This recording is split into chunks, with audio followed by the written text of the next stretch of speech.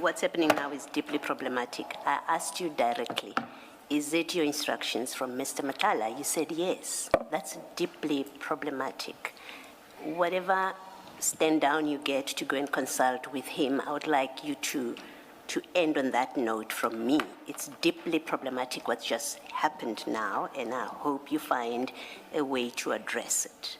Because what it suggests and represents is what you said in response to my direct questions, is that is not the true position, given what Mr. Matlala is saying now. If you come back to say it was a misunderstanding in whatever form, that I'm prepared to grant you that, but it is deeply problematic that you have put family, those are your instructions from your client, and now you say, well, maybe we need to go and discuss. I want you to understand my concern about it.